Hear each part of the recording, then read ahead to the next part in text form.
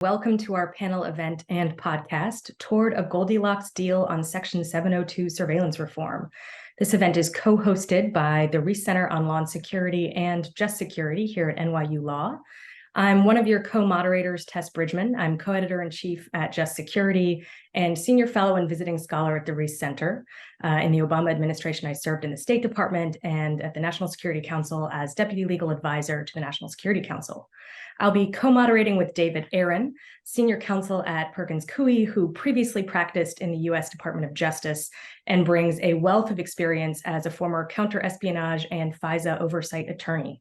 So as many of you know, Section 702 is a critical national security authority, which is set to expire at the end of the month unless Congress reauthorizes the program. Critics of the program have long pointed to the ability of U.S. intelligence and law enforcement agencies to search the vast database of communications gathered using Section 702's foreign intelligence authorities for information on U.S. persons without first obtaining a warrant, as well as a documented history of other abuses by the FBI in particular. The program's defenders argue that it is an irreplaceable tool for countering a range of threats, from terrorism to cyber attacks, that it is aimed squarely at collecting information on foreigners located abroad, and that it is subject to incredibly robust oversight and transparency frameworks from front-end approval through to back-end audits. We're fortunate to be joined by a phenomenal panel today of experts and practitioners to discuss the prospects for 702 reauthorization, as well as a number of serious proposals for reform and reauthorization that are now under consideration on Capitol Hill. And I'll turn it over to David. Thank you for having me. You know that either you've made it, or at least there's a perception that you've made it when you have a panel like this and a co-moderator like this. Very happy to be here and thankful. I'll introduce our panel. We have Liza Goitin, who's the Senior Director of the Liberty and National Security Program at the Brennan Center for Justice. We have Andy McCabe, former Acting Director and Deputy Director of the Federal Bureau of Investigation, and Mary McCord, who's the Executive Director at the Institute for Constitutional Advocacy and Protection at Georgetown University Law Center, and the former Acting Assistant Attorney General in charge of NSD. Thank you guys for being here. Probably it's a good idea to start out by level setting and just talking a little bit about what Section 702 is, how it's used, and particularly how it's used by the FBI, because I think that's where a lot of the current discussion and debate are happening. Andy, if you don't mind, can you give us a brief walkthrough of how the FBI uses Section 702? Sure, David, and thanks very much for including me today in this super important conversation about what is arguably the most significant national security tool in the intelligence community. Just for kind of level setting purposes, of course, 702 is that section of the FISA Act which allows the intelligence community to conduct warrantless surveillance on foreign persons who are located in foreign places for the purpose of collecting foreign intelligence. That targets are nominated to that list. I think as of current disclosures, the community currently has about 250,000 targets on that list. I may be off by a few thousand here or there, but nevertheless, you get the idea. So it's a broad-based program in which communications information is collected. The FBI is entitled, or I should say has access to a much smaller percentage of that collection. Nevertheless, it's still a significant amount of material. And the Bureau uses this tool most effectively at the very, very beginnings of an investigation or an inquiry that's not even an investigation yet. Typically, what the FBI does is once they receive information from any source that you might imagine, it could be an established informant of the organization, it could be a foreign government, it could be a partner in the intelligence community, a foreign law enforcement or intelligence agency, what have you, that an individual or a selector, a phone number or an email address, is involved in terrorist activity or espionage activity, or maybe proliferation of weapons of mass destruction or malicious cyber activity. You take that information right at the very beginning and try to vet what you've been given. Try to see if there is information, if you're over the threshold to begin kind of a legitimate, robust investigation. And the first thing you do, of course, is run what you've been given against the holdings that you already have, that data that you retain and access lawfully with complaint information. So this is being able to query 702 gives the Bureau a heads up at the very incipient stages of their inquiry as to whether or not the person or the selector they're working with is connected in any way to foreign terrorists or foreign spies or people who have been targeted under 702 authority. Those people could be overseas, or of course, as we know, they could be people here in the United States who are connected to those foreign individuals. I think I can't say early in the investigation enough, because that's really my main point here. At that moment, it is very common, maybe the majority of the time, you don't really know if the person or the number that you're looking at, that you're running through the data set, is a US person, someone here in the United States, or someone anywhere in the world who has legal status here, or whether that facility, that phone number or email is being used by a US person. And in order to determine just that fact, you would have to conduct a significant amount, potentially significant amount of investigative activity just to determine that. So that has broad-based implications for whether or not you can make these very important decisions about the information you've been given quickly, in a context to be relevant and effective, and also how you're utilizing your resources to make these very early determinations in the inquiry. So I'll stop there for a minute and happy to take other questions. Sure, thank you. And so you really described the role of querying Section 702 information that's already been collected under that foreign intelligence process. In terms of the actual front-end collection, can you talk a little bit about what an FBI agent might do in order, if the FBI wanted to collect information, if they wanted to target someone in order to acquire foreign intelligence information? Sure. So that happens pretty much at the opposite end of, or once you're far into a full investigation and you've developed your own information to indicate that the person that you're looking at falls within the parameters of 702 collection. So let's say it's a terrorist investigation and you're conducting, you're looking into an individual who's thought of being, who's based overseas and is thought to be engaging in terrorist activity there, targeting Americans, what have you. There is a nomination process. You can submit that information in your request to include that person in 702 collection to the NSA. And that's, of course, that's a determination ultimately made by the NSA, whether that person's added to the list or not. So the FBI doesn't control who's on there, but we can nominate targets as appropriate. Thank you. Thank you. So when we talk about queries, we're talking about queries of information collected through that process of determining whether someone is appropriate to be targeted. There's information collected based on targeting of selectors, and then that information resides somewhere that can later be queried. Is that a fair way of putting it?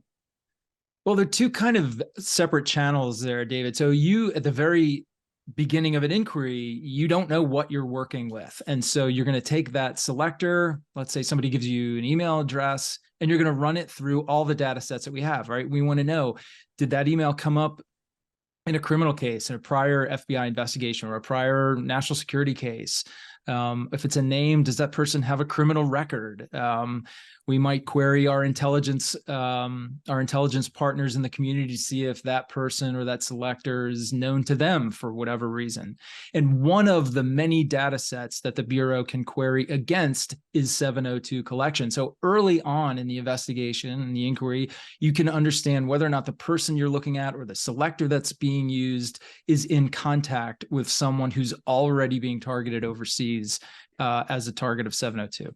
Got it. Sorry, go ahead, Liza. If I could just jump in to clarify, that second process that Andy was talking about, I think I'm frozen, which is where you actually go to the court and you get an order from the court showing probable cause that the person is an agent of a foreign power, and then you can conduct surveillance of them. That's under Title I of FISA. U.S. person queries are, the way the term is used, is queries of information collected under Section 702 of FISA. That's a very different process where there's no individualized order from the court at all.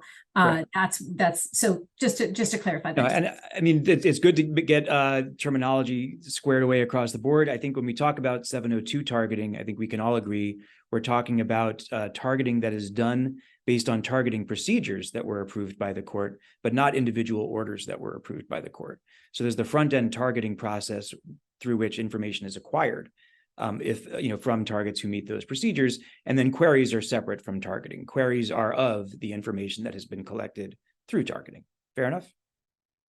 Great. All right. I think we're done. No. All right. So I think now what we need to do is step back and we'll look at, with the impending expiration of the latest iteration of the FISA Amendments Act, what are the big problems to solve? And if we can think of what the big problems are, we can frame our conversation for today. Obviously, the impending sunset, the impending expiration of Section 702, that's a problem for some people. And we'll talk about that. There is a provision in the reauthorization that allows some of the authority to continue after the statute itself expires, but that doesn't go on forever. So that clearly is a problem that needs to be addressed.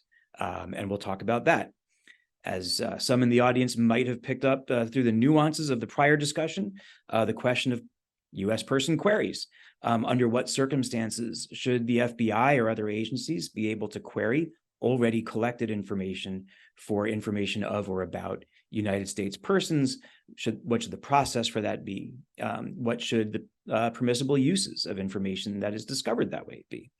There have also been accounts in the news media and declassified documents from the FISA court, or the FISC, as you'll hear us accidentally call it a few times, issues regarding compliance. The different agencies, including the FBI, are subject to many procedures in their use of FISA, all different stripes of FISA, and compliance issues that are discovered are reported to the court.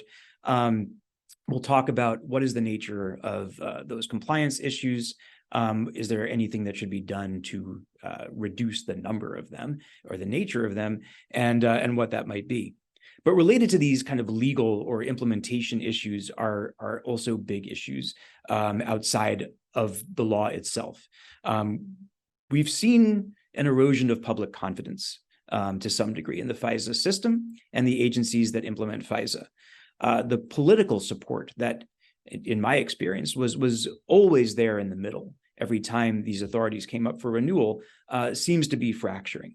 And we also see an increasing role of privacy concerns coming from outside the United States having an impact.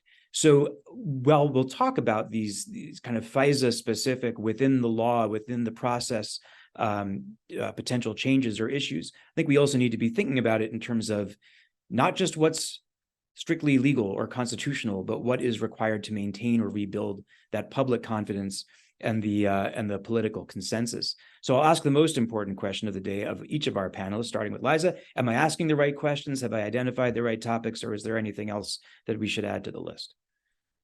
Well, I would add some privacy issues that actually go beyond the four corners of Section 702. And the reason for that is that 702 is part of a vast ecosystem of often overlapping surveillance authorities. And so if you tinker with one set of authorities, but not the other, then the government can shift its surveillance practices to other authorities or exploit gaps in the law to conduct surveillance without any statutory authority at all. So I think the conversation needs to be broader than 702. On 702, I'd say the key issue is this question of backdoor searches or U.S. person queries. And those are very controversial for two reasons. The first reason is that they are warrantless access, that they give the government warrantless access to Americans' communications. So this program authorizes warrantless surveillance, and so it can only be targeted at foreigners overseas. But of course, it sweeps in Americans' communications because Americans communicate with foreigners. And if the government's intent were to spy on those Americans, it would have to get a warrant. So to prevent the government from using 702 as an end run around the Fourth Amendment, Congress required the government to minimize the retention and use of Americans' communications and to certify on an annual basis that it's not using Section 702 to spy on Americans. And these backdoor searches are kind of the opposite of that. These are situations in which the government, having certified to the FIDA court that it is not trying to access Americans' communications, once it actually gets the data, it runs electronic searches for the express purpose of finding and reviewing Americans' phone calls, text messages, and emails. And that's a bait and switch that drives a hole through the protections of the Fourth Amendment. And the FBI conducted 200,000 of these warrantless searches in 2022 alone. So that makes it pretty clear that what was intended to be a solely foreign-focused spying authority has in fact become a domestic spying tool. That's the first controversy. The second controversy is all of the abuses that we have seen with these warrantless searches, including searches for the communications of Black Lives Matter protesters, members of Congress, a local political party, a state court judge, journalists, and in one case, more than 19,000 contributors to a congressional campaign. So needless to say, those abuses have made this an incredibly controversial part of the program. Well, thank you, Mary. Just making sure we've scoped the issues appropriately. Anything to add to the list that we just discussed? Well, I think that, even though I know we're here today to talk primarily about FIDA Section 702 reauthorization, I think that what's happened, especially with some of the controversies over the last couple of years about the FBI's use of FISA, is that there's been a conflation in the public perception between other aspects of FISA, like Title I warrants and abuses, or, quote unquote, abuses of the 702 U.S. person querying. So, for example, there was a lot of public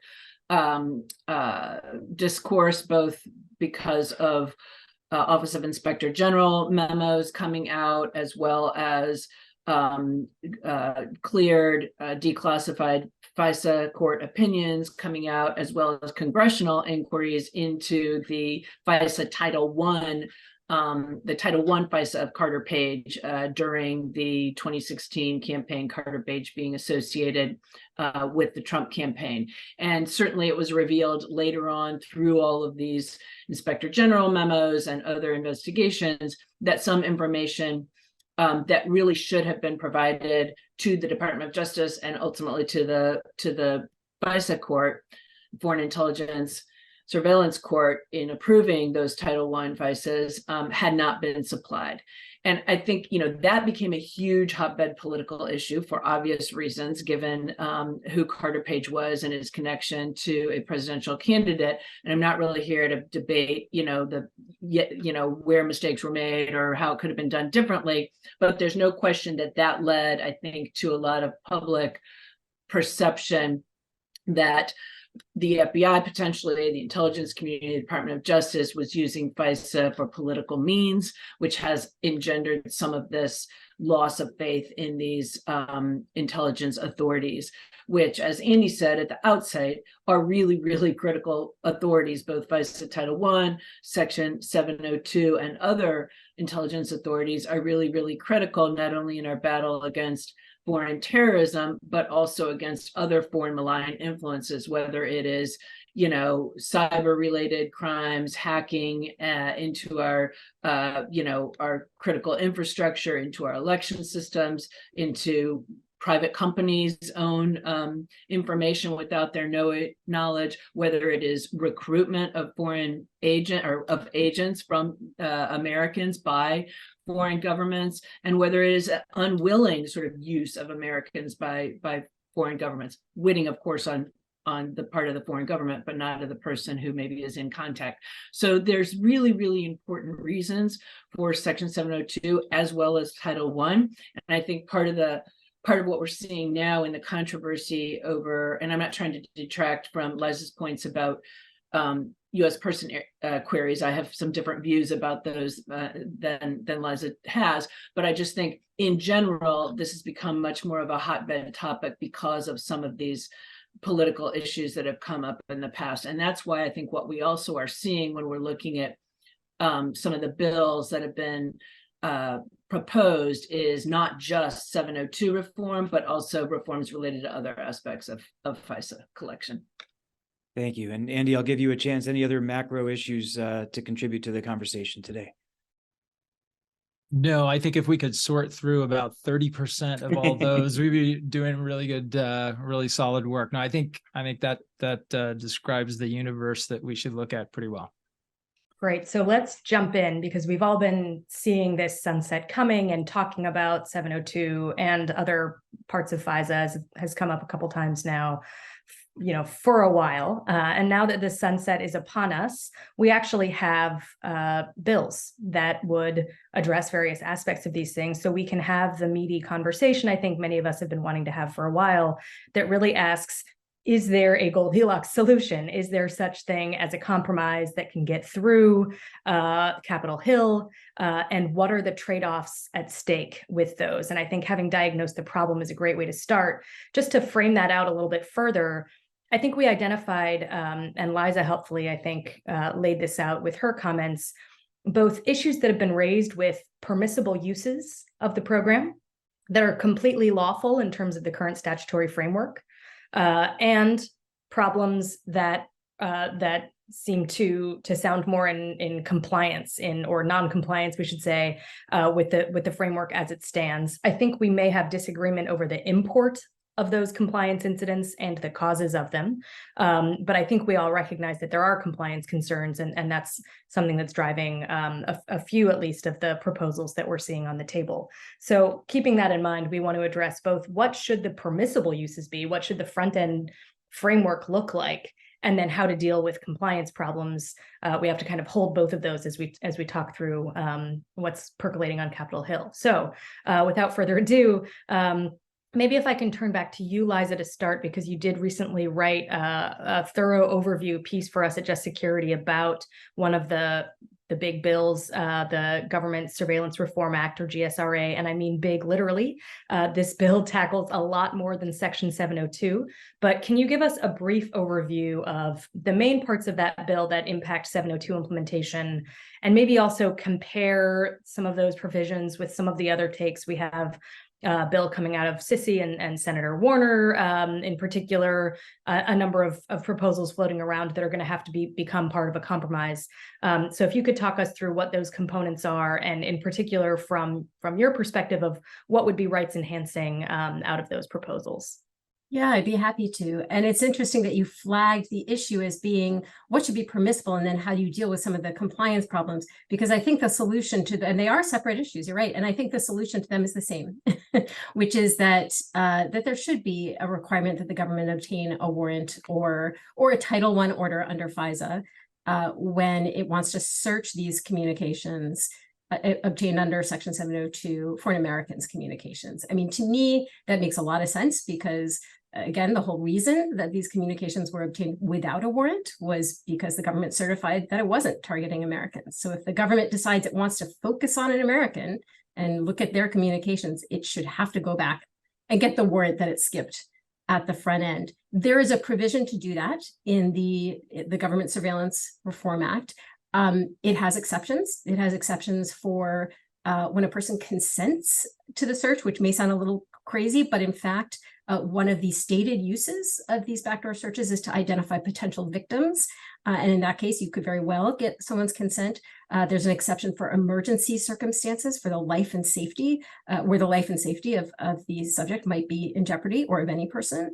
There's an exception for a certain type of cybersecurity defensive query. So if the search is to try to find malware that's embedded in Americans' communications, there's an exception for that.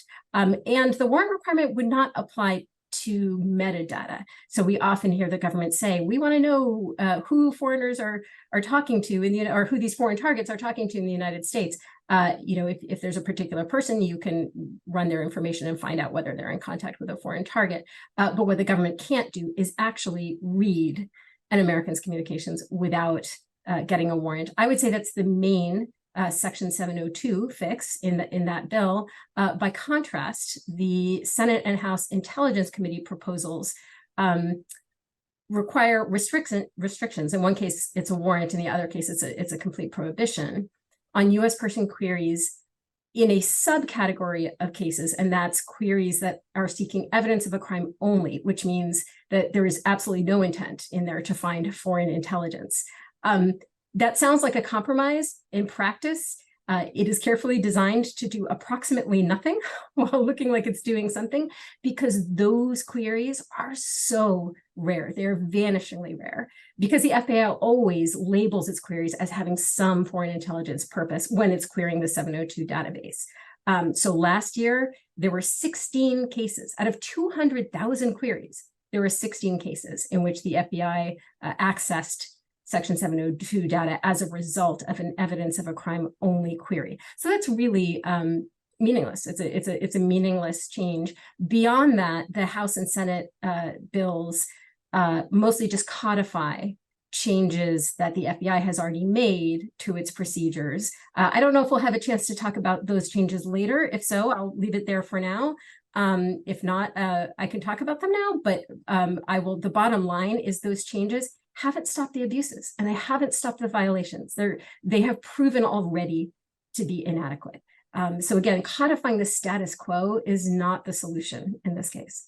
The numbers have gone way down, though, if I'm right. Maybe it would be a good idea to just at least hear your perspective before we turn to the others about those FBI procedures, what their codification would do, and why that isn't a sufficient starting point, at least. Yeah, so these procedures are good ideas, and it's mind-boggling that it took 15 years into the program for the FBI to put them in place. They are more robust training requirements, supervisory approval for certain sensitive queries. The most basic one, which again is baffling why it wasn't in place before, is that FBI agents have to opt in to seeing Section 702 data when they run a query over all of the FBI's data. These, according to the government, these changes have reduced the rate of non-compliance with the FBI's own sort of internal standard to about 2%. And that certainly sounds good until you do the math, because 2% of 200,000 queries a year is 4,000 queries every year that violate the FBI's own low standard for these searches. And we know that these queries are continuing to include abuses. So the latest FIDA court opinion went into some recent searches by FBI agents since these changes were put in place that baselessly searched for the communications of a US senator, a state senator, and a state court judge who contacted the FBI to report civil rights violations by a local police chief. So this is clearly not the solution. So from your perspective, and I don't want to put words in your mouth here, but I'm just going to try to summarize by saying the warrant requirement for U.S. person searches is really key, in your view, as a protective measure. I think there is debate about whether that would be required or prudential for Fourth Amendment purposes. From your writing, I think I can accurately summarize that you think it would be required. And it's certainly— Yes, but I don't want to misrepresent, because I would say the courts are very much up in the air on that question. So I'm not saying there's definitive Supreme Court precedent at all. I mean, part of the reason we need Congress to act is because the case law is very much in flux on this point. But I think constitutional principles, and especially the way the case law is starting to emerge on some of these electronic searches of electronic data, point in the direction of requiring a warrant for these searches. Yeah, helpful clarification. It's certainly not settled in terms of the jurisprudence. And the other thing that just I would add in summary is that a number of these other reforms, from your perspective, are basically window dressing, either because they don't get at the real problem from a numbers perspective, or because even if implemented, because we have a track record now, seeing as the FBI has been implementing these procedures itself, at least for some period of time now, it does not, in your view, solve the whole problem. So starting there, I'd love to turn, Andy, to you first, to talk through what you think the warrant requirement would do in practice, whether you think a warrant requirement is something that the FBI could live with if it had the kinds of exceptions or something similar to the exceptions that are in the GSRA, and kind of give us a flavor for what you think it would look like if there were one of these requirements in practice.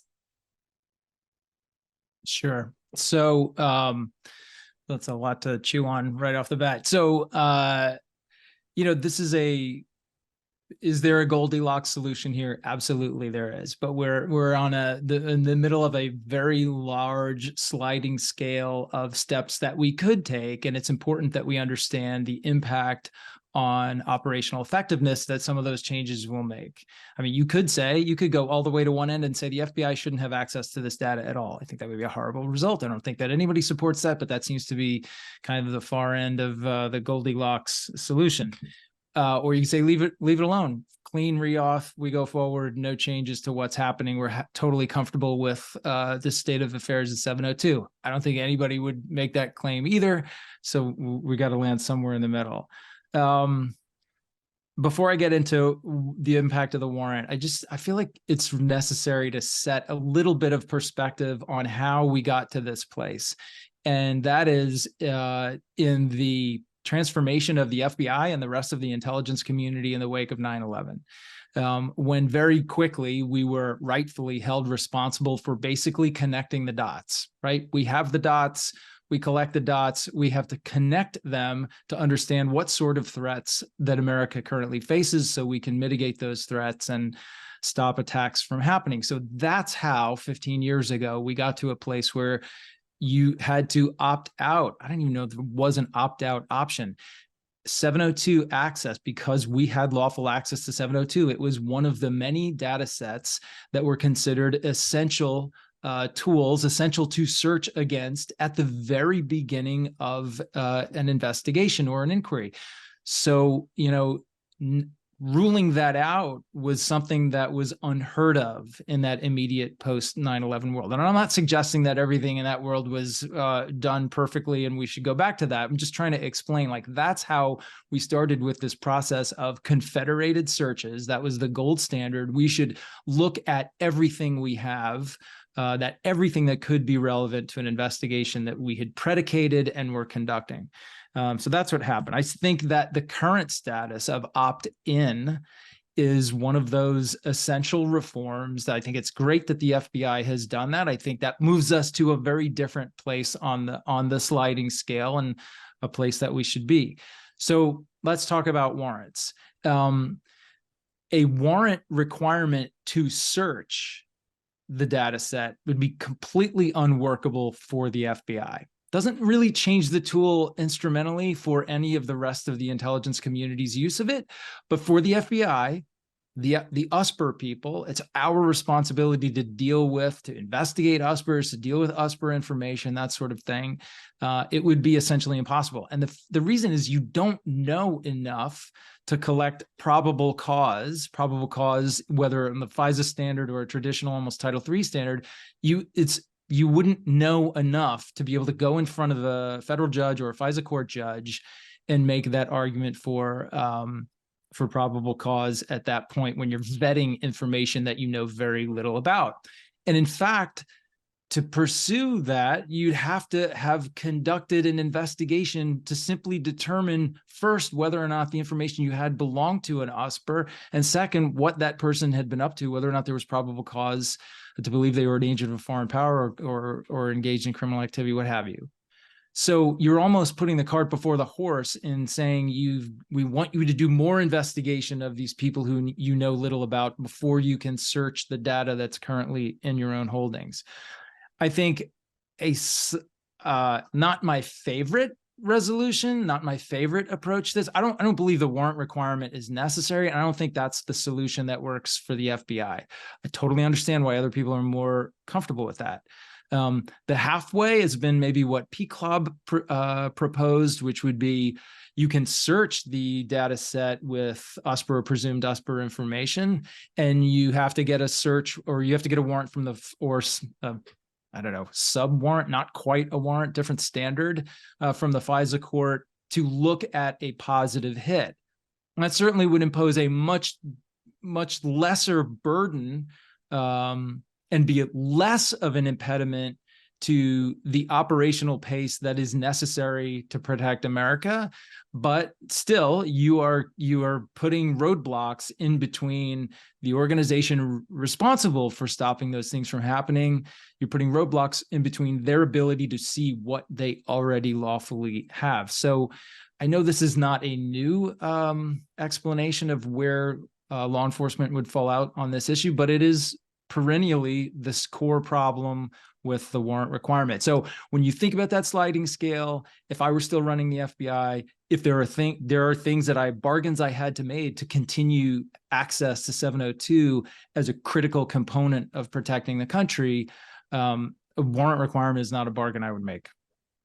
That's super helpful, and it's helpful to have walked through kind of how we got here in the post 9/11 era, and I think, as you're pointing out, there are a series of essential reforms that were made following that initial radical set of changes that have brought us to the current day. I do want to come back on one point, and this is for any of you who may know this. I think the procedures that have been put in place recently mean that in practice, FBI agents using the database do already, at least in some cases, have to know whether a query pertains to a U.S. person, which may not have been the case in the past. But if any of you— That's right. They have to already, they have to identify whether the query pertains to a U.S. person or not. That's part of the record keeping requirement now. So that's already happening. And that's new as of the last couple of years. That's right. Yeah. So another interesting test case of kind of, how putting these things in place does or doesn't change the utility. And that has not brought the system to its knees. So a lot of these claims of how burdensome these procedures will be, originally the FBI said we can't do that. We can't track whether they're U.S. persons or not. Well, not to their knees, maybe not to their knees, but we've gone from 2.9 million to 119,000 queries in less than a year. I know some people might think that's a good thing, others not so much, but it's no question that everything you do has an impact on how the tool is being used, sometimes for better, sometimes not. Yeah. Mary, do you want to come in on this question of kind of, do any of the currently proposed bills give us a Goldilocks, or what you think we should be driving towards? And then I think there's more to hash out on some of what was just raised. And I'll turn it over to you, David, to bring us to that. But I just want to give you a chance, Mary, to come in on this question. Sure. I guess I have a couple of thoughts, in addition to Andy's point about, some of the resources in terms of the FBI that would be required for a warrant requirement. I think we also have to think about the FISC itself. And I am actually one of the statutorily designated FISA amicus panel right now. There are 5 of us on the legal panel. There are additional technical experts, and that's critically important. I'm happy to talk about that later. And resources should not govern a constitutional question. I understand that, but just to foot stomp the resource issue. I mean, there are a panel of judges, Article 3 judges, who are assigned to the FISA court for terms. 3 are local, others are not. They come here to Washington, D.C. For 1-week intervals. There is a staff of attorneys that help those judges prepare for the FISA applications that they will be reviewing during their week of service in DC. They may appoint amicus when they think that when there's a novel issue or an issue that they think is otherwise appropriate for amicus to weigh in. But a warrant requirement they already have a significant burden when they come to Washington for their weeks of service. A warrant requirement would require probably maybe at least 3 times as many judges, maybe more, being appointed to that court. Certainly many, many more staff attorneys being appointed to that court. And frankly, the Department of Justice within the Office of Intelligence, where they work with the FBI on the actual FISA applications. Now, granted, these are normally, now we're talking about Title I's and the 702 certifications, because right now they don't have to go to the court for U.S. person queries. But I think you would require, a huge influx of resources in terms of attorneys to actually do that. Again, that shouldn't necessarily govern the constitutional issue, but that's sort of my second point. I guess I do quarrel with the fact that these are somehow backdoor searches that should always require a warrant. I mean, I think there are definitely cases, and I think that's why we're seeing carve-outs for things like a U.S. person query that is solely for purposes of gathering evidence of a crime. That's why you see Sissy's bill saying you can't even do that anymore. Others say you need to get a warrant. I think that many of us who come from the national security community would be willing to forego the use of 702 for non-national security related crimes. Liza says, well, that's nothing because there's only 16 or so of those out of 200,000. But it's not nothing when you talk about the Constitution, because the Supreme Court has said, that when we are talking about foreign intelligence, the warrant requirement is different from what's reasonable, is different from the warrant requirement that we think of in a traditional probable cause warrant under the Fourth Amendment. And so one of the things Congress did after that case, the Keith case, is they enacted FISA. And these have required, have different requirements. Even a FISA warrant, as we've been discussing, the probable cause for a FISA warrant is completely different from the probable cause for a regular criminal warrant. So I think the question then is, from a constitutional perspective, what is required, what is reasonable under the Fourth Amendment when we're talking about collection that is for foreign intelligence purposes. It may also relate to national security related crimes, but if we carve out non-national security related crimes, I think we are squarely in this area where the Supreme Court has acknowledged something less than a traditional probable cause for evidence of a crime warrant is required. And so, and we know right now that I think every court that has reviewed whether a warrant is required for U.S. person inquiries has rejected that. I take Liza's point. There's various arguments that can be made to continue to make that in flux. But I think that the term backdoor is loaded, and it's loaded for a reason. I mean, Liza has and others who advocate that we need to have a full-blown warrant for all U.S. person queries. There's a reason they use that term. I just don't think it's particularly fair, a fair recounting of kind of what the Constitution requires. I'm going to have to jump in there. I'm so sorry, but the Supreme Court in Keith said that a warrant is required in national security cases, but it can look a little bit different. So Congress went and passed Title I of FISA to create that kind of different warrant. And all we're saying is do what Congress said, get a Title I order. If it's a foreign intelligence investigation, get a Title I order. That's the kind of warrant the Supreme Court was talking about in Keith. That's what Congress passed. So what we're advocating is completely consistent with Keith and how you've described that part of the case law. When it comes to court oversight or court's review of U.S. person queries, it is not the case that every court has said that those are constitutional.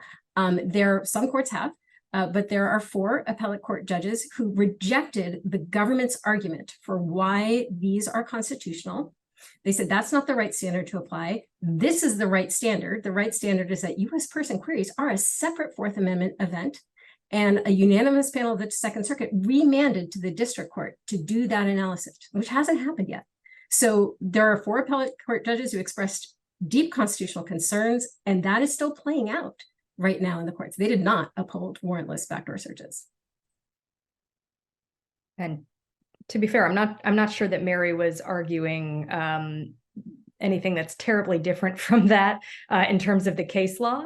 And I think where we were agreeing is that it does matter whether the actual purpose is a foreign intelligence purpose, right? I think yes, absolutely, that matters, but that also argues in favor of a type of warrant, which is a Title I order. And Mary did say that all the courts who have looked at this have rejected the idea that a warrant is required. So I really did need to correct that because that's not quite accurate.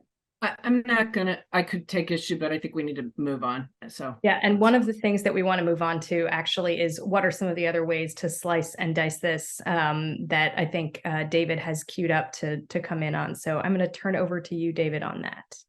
Thank you. So yeah, when I think about this, I think about a couple early experiences in my own career. One, writing FISA applications, which were edited and reviewed and approved on their way to the Attorney General, on their way to the FBI Director, and they required a lot of high-level signatures, Senate-confirmed officials, either the FBI Director or someone similar elsewhere in the intelligence community. And I compare that to my earlier experience in night court in Manhattan, getting search warrants, which was a bit more of a streamlined process. And Andy, I mean, understanding that the probable cause standard applies. You need a sufficient factual showing to make out probable cause in either of those. situations, does it really have to be a full FISA application? Does it really have to be to one of the FISA judges? Or could it be something that still establishes the requisite legal standard, but is done pursuant to a more streamlined process, and maybe even goes to a magistrate judge, like a Rule 41 warrant would? Would that get you into this car? All right, so a couple things there. One, could it be outside the FISC, essentially, is what you're asking? My answer to that would be no, resounding no, simply because each of these courts, you're talking about national security cases, and should be all of them national security cases. The title, the standard federal courts, much like your night court experience in Manhattan, are not equipped to deal with the information that we would have to provide to that judge or magistrate judge. You couldn't possibly take that sort of risk with highly classified material, much of which is coming to you from other intelligence organizations or foreign governments. There's all kinds of third-party rules, and so I don't think that would work. Could it go to a judge, like a magistrate judge on the FISA court?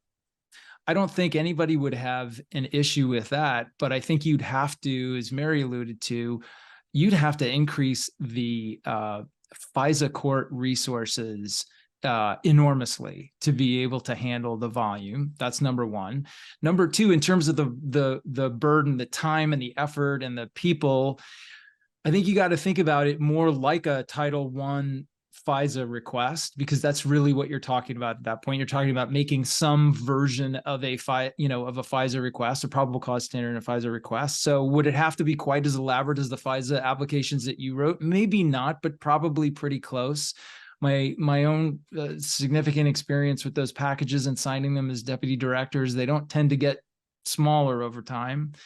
So I think could it happen in the FISA context? I think the answer is yes, that's possible, but not without a massive infusion of resources or a diminishment in the Bureau's capability to do the work that they need to do. Mary, any process changes that you think might reduce that impact, or is it a FISA is a FISA is a FISA, and if we impose a warrant requirement, we're stuck with the full weight of that machinery? I mean, part of this is just practical logistics, right? The FISA court in DC has, made almost the entire third floor of the courthouse into a sensitive, Department of Information facility, a SCIF, right? And that's where the judge does their work. That's where all of the employees of the FISA court do their work. That's where the government comes and submits its applications. That's where the amicus, when I do my work there, I have to go. I can't work from home. I can't work from my office. I have to go and work there. So other federal courts, even if you could get judges adequately trained for these things, there's just the practical problem of they don't all have access to good SCIFs. Now, and we know this, like if you just think about the Mar-a-Lago prosecution in the Southern District of Florida, Miami has a SCIF, but like the small court where Judge Cannon practices doesn't have a SCIF. So just as a plain old, logistics matter, I think it poses challenges. It's also, when judges get appointed to the FISC for a term, they go through an orientation, right? They go through a training process, and that's not just by a bunch of DOJ attorneys who come in and talk to them. They have some of the amicus come, and several amicus have never been DOJ national security attorneys. They come, from backgrounds of essentially pushing back against government authority, and those are part of the people who are part in these training programs. And you really do. I mean, FISA is like a whole. I was a criminal prosecutor for a long time before I ever dealt with FISA, and it was like a whole new world I had to learn about, and that's the way it is for judges. So just because you're used to Title 41 criminal search warrants in your, in a vast number of criminal cases, doesn't mean you're just readily able to consider everything that needs to be considered when we're talking about a U.S. person query or a Title I FISA or anything else. So it sounds like one thing we do all agree on is that a query warrant would have to be a Title I-ish warrant before the FISC if there were such a requirement? I mean, I feel less strongly on that point. It's mostly going to be Title I because it'll be almost entirely foreign intelligence based queries. So so yes, I mean, it would make sense they would go to the FISA court. I mean, I'm a little less strongly opposed to sort of spreading the wealth a little bit and maybe involving some magistrate judges at the district court level. I don't know that that's really that much part of the conversation. I think that the burden on the FISA court and the resources issue may be a little bit overstated here. And the reason I say that is because, as Andy told us, these queries, for the most part, are done at the very earliest stages of the investigation before the FBI has hardly any information at all, and before they have enough information to even open an investigation. There's no probable cause. And the FBI, in the vast majority of these cases, the FBI isn't going to submit an application for a Title I order if it has so little information. So, and in the cases where the FBI does have probable cause to submit an application, it's probably already, very well might already have gotten a Title I order, right? Because they're probable cause, they're probably pretty interested in that person.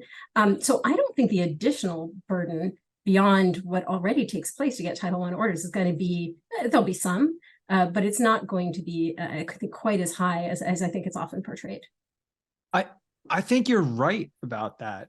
And I think you're right about the way that you think about if the Bureau has the information they would need to get a Title I FISA order, they would. That's been my perspective on this all along. But what you're proposing is that in the raft of those queries in which you have very little information to work with, but you're trying to figure out that very important preliminary question, is the person I am now looking into connected to a foreign terrorist or a foreign spy?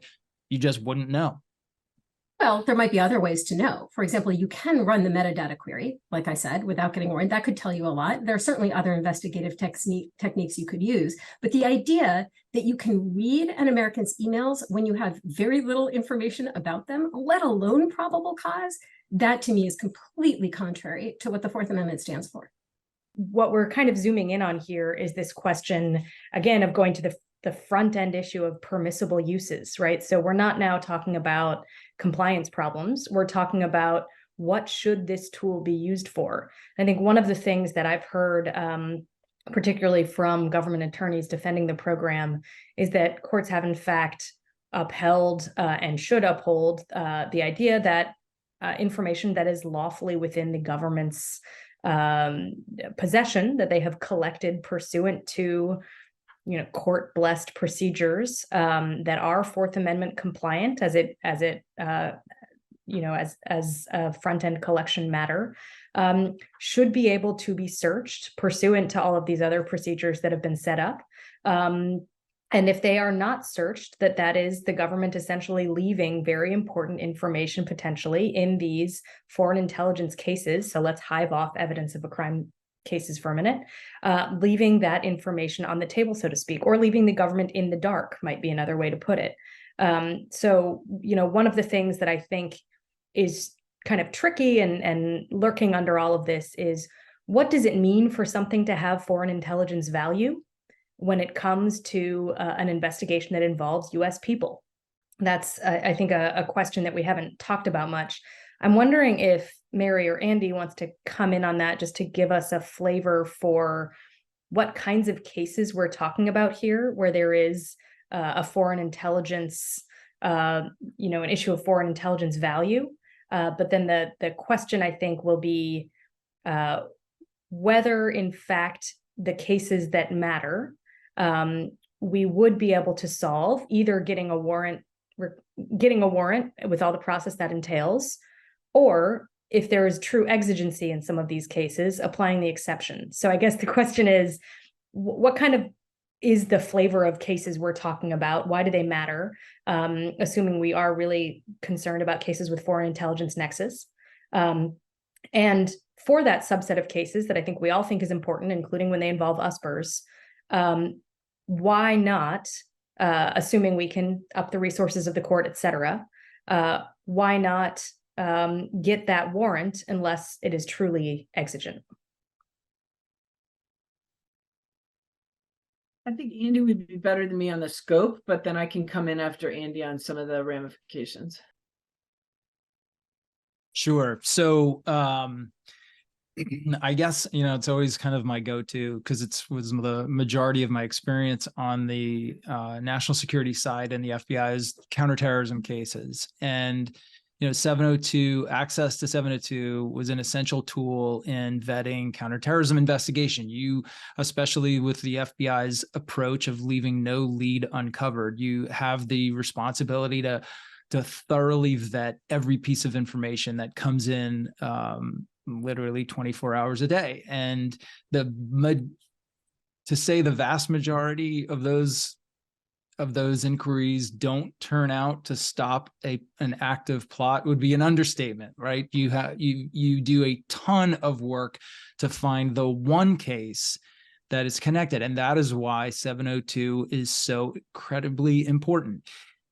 The question that 702 can answer for you is arguably the most important question you have in counterterrorism work. And that is this person here? Yes, I get it, an USPR.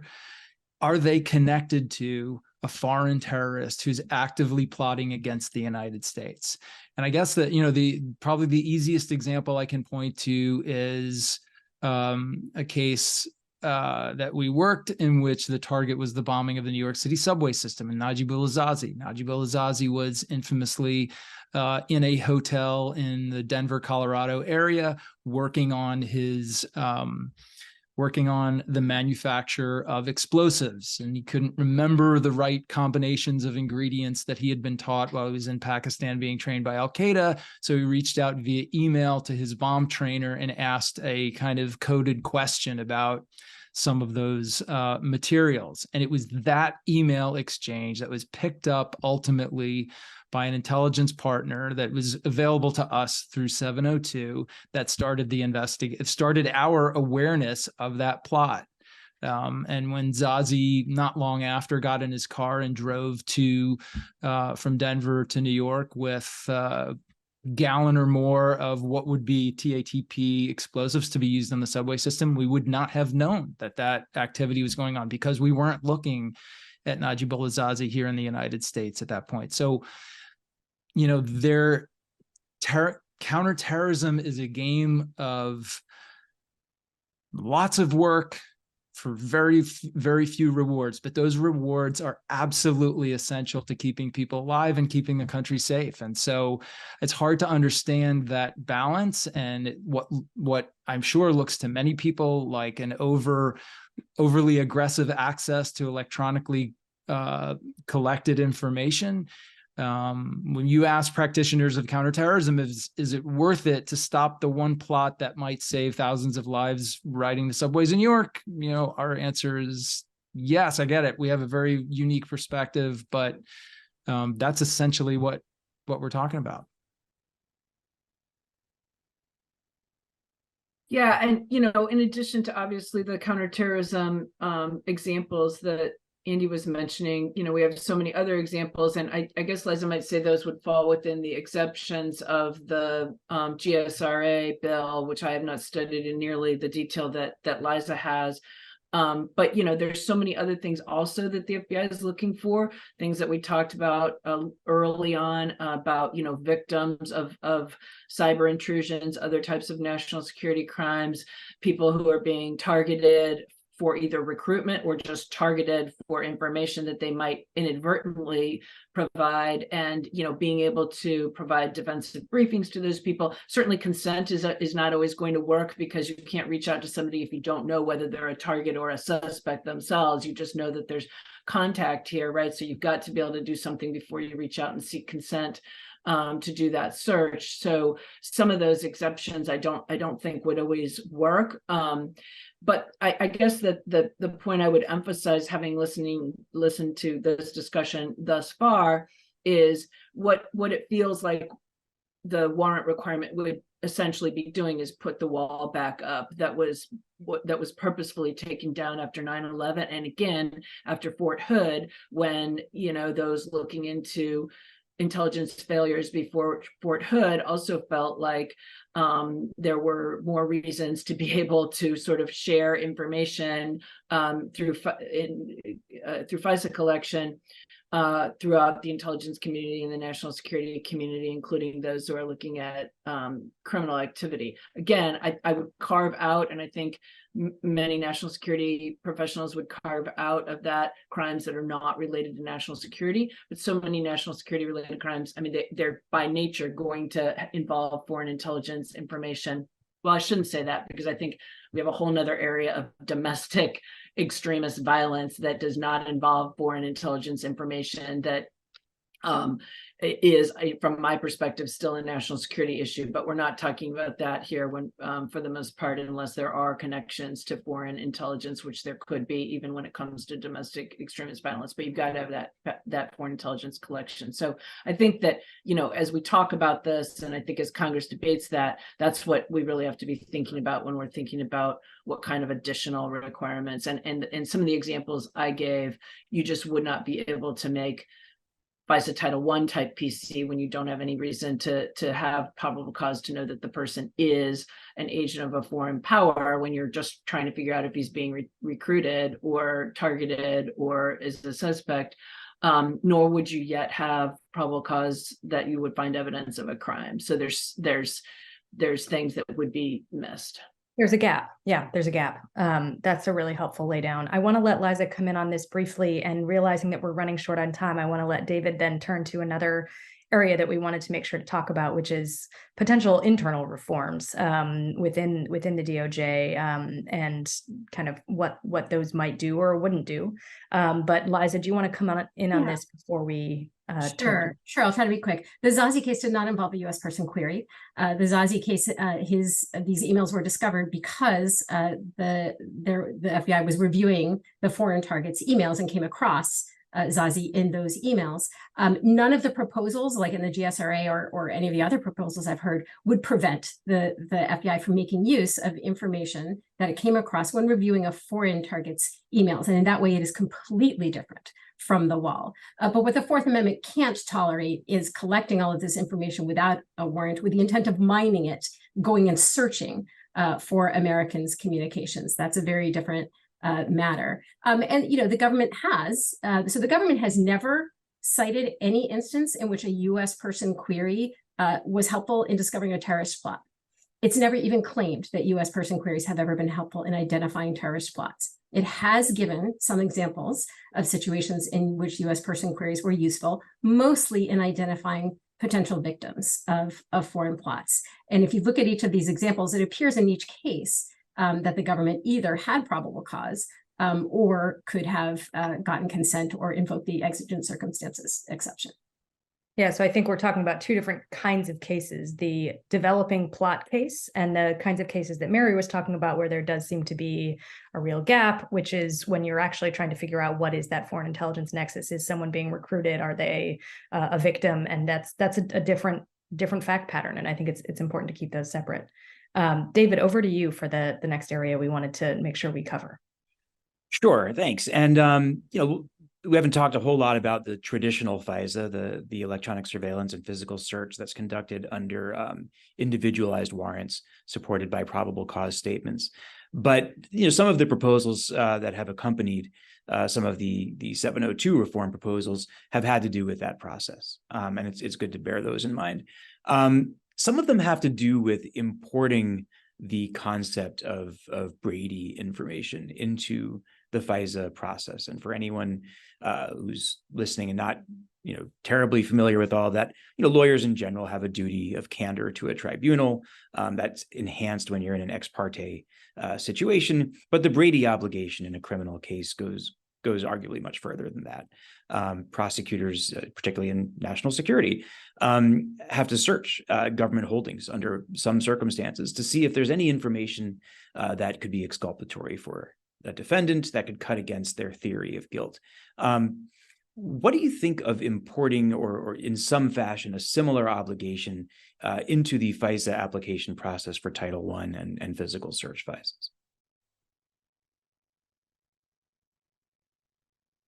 I think that really it should be treated very much, you know, with the mindset of the way criminal prosecutors have to think about Brady. I mean, and I've talked about this before. I think that the revelations sort of after the Office of Inspector General investigations in the last few years have sort of been like a Brady moment for the IC. Like, you just can't leave things out of that application that the judge needs to know when determining whether there is probable cause to approve that Title I application, or whether it directly undercuts the probable cause or just impeaches, for example, a government source who maybe the government's relying on in that particular application. And post the prosecution of Senator Stevens was a big Brady moment for the Department of Justice. It completely revamped. I was in the department at the time. I thought we took our Brady obligations pretty seriously before that, but it completely revamped how critical and important it was in ways like mandatory training every year, courts implementing, in some cases, local rules, and other cases just standing orders in their courtrooms, and putting new deadlines on the disclosure of Brady information, all kinds of scrutiny and training into what is a prosecution team, how far and wide do you have to look to try to find any kind of information in the prosecution team's holdings that could be useful to the defense. And that's, I think, what the Woods procedures, at least for Title I, were supposed to do, which was to make sure that in that file that supports any FISA application, that there is a sourcing for every fact that is in the file, and that's in the application, and that there's also all information about confidential sources who have been used to provide the information that's being included in the application.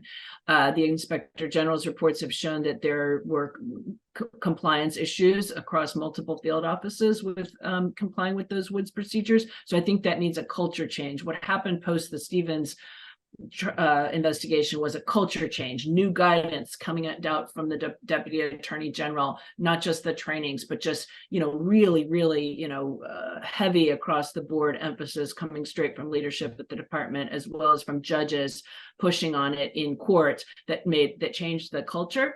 And now it's less about, that might be a little bit exculpatory, but I think, I can explain it away. And I'm not suggesting prosecutors thought that way, but I think the mental set can kind of be, that's not that important. I can rationalize why that's not that important. Now it's like, give it over.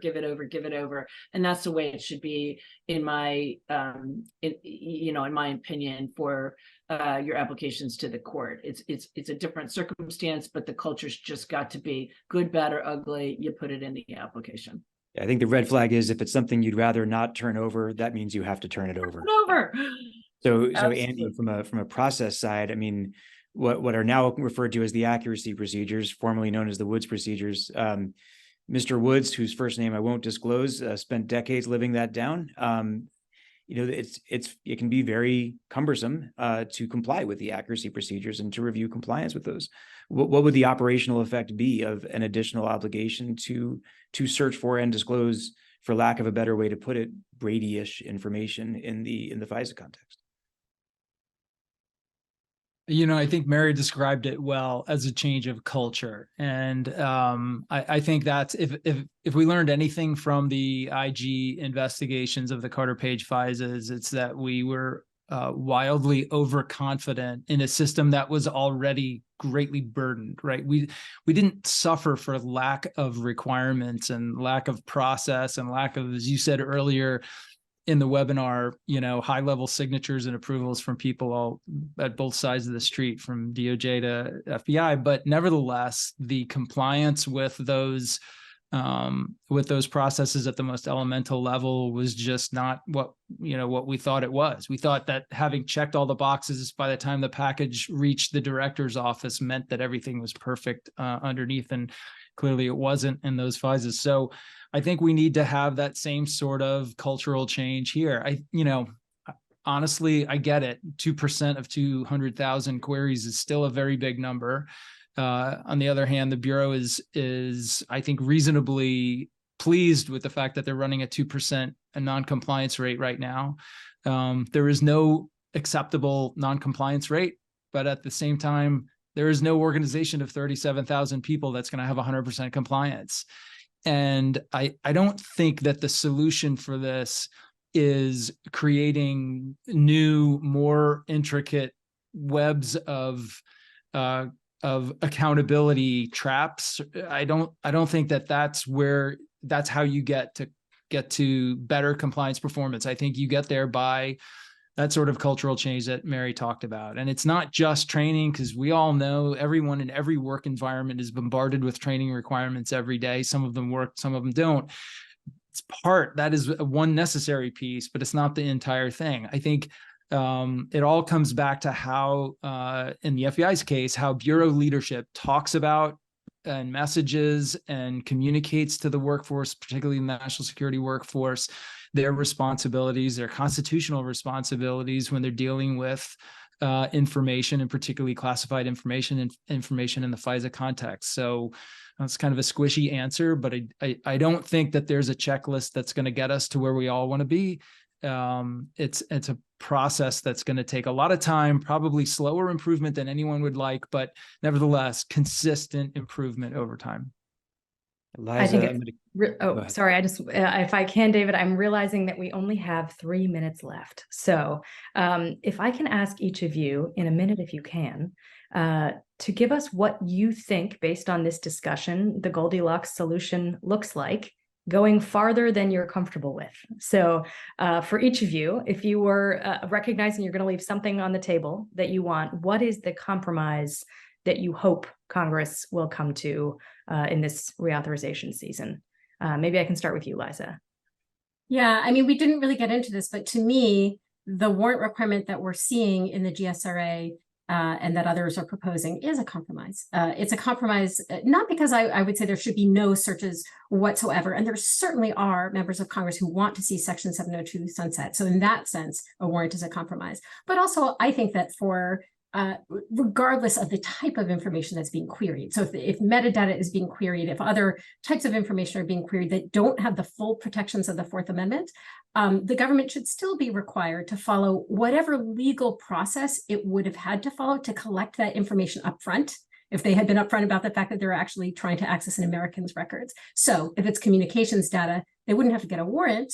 Communications metadata, they wouldn't have to get a warrant, but they should have to go make a showing of relevance and get a relevance order, right? That's how metadata is usually acquired. So I would have gone further than the GSRA, which only applies to communications content, the warrant requirement, and other types of information like geolocation data that is protected by the Fourth Amendment. So I know you all don't think the warrant requirement is a compromise. Honestly, for me, it is, and I would not be comfortable compromising any further. There are other parts of 702 where I would compromise before I would compromise on the warrant. Yeah. Okay. Over to you, Mary. So I guess, if it's not been clear, I don't really like the warrant requirement. I don't think it's necessary under the Fourth Amendment for the purposes we've been talking about. However, I do think if there were robust enough exceptions to cover some of the things that I think have to be done for national security purposes that were part of the whole reason behind 702, and that just simply don't fit into the bucket of being able to show probable cause under either FISA Title I or traditional criminal tests, but are nevertheless important for our national security. If those could be, not subject to that requirement, I would feel more comfortable. What that would do is really, I think, limit the warrant requirement. And then the question is, what are we talking about having to be proved in that warrant requirement to a smaller subset? But the parameters of all that would leave a lot to be worked out before I could get to any real comfort level, I think. Yeah. And to you, Andy, if you were still running the FBI and you had to make a bargain because you're not going to get everything you want, what would that bargain look like? And if it's one that's capable of passing through Capitol Hill, all the better. Yeah, whether it's capable of passing through Capitol Hill, I have no idea. You're far beyond my expertise there. I think the warrant requirement, no surprises here. That's an operational compromise that I wouldn't be comfortable making. I would be comfortable making the bargain, and to me, it is a bargain on the evidence of a crime searches. I think if something has to go away from this capacity, I think that's the one that hurts the Bureau least. It does cost them something in terms of their connect the dots capability, but nevertheless, I think most people would say that was worth keeping the tool alive. I also think there are opportunities to add processes of review, relevance review, call it what you want, whether that's inside the FBI or at DOJ, to run queries that are, I don't know how you there's all kinds of million different ways that you could identify certain queries that had to be subjected to a higher degree of independent review before those queries were greenlit. And whether that would require building a new process, a new office that's capable of responding to agents and analysts and supervisors' requests on a real-time basis. I think that's something that should be explored. Having people who are not invested in the case and the outcome of the investigation, taking a hard look at the facts and the reasons for the query is, I feel like, a good idea. A lot of details would have to be worked out to get that done, but I think it's probably worth the effort. Very helpful note to think through other forms of oversight and really, having a rigorous front end process that could actually go a long way. I think that's a great thing to interject.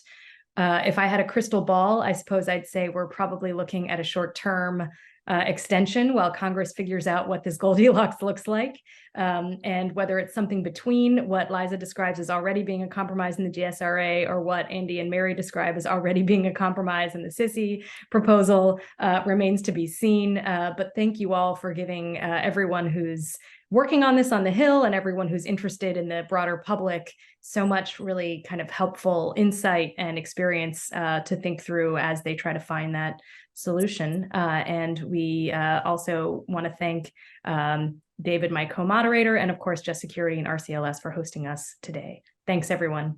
Take care.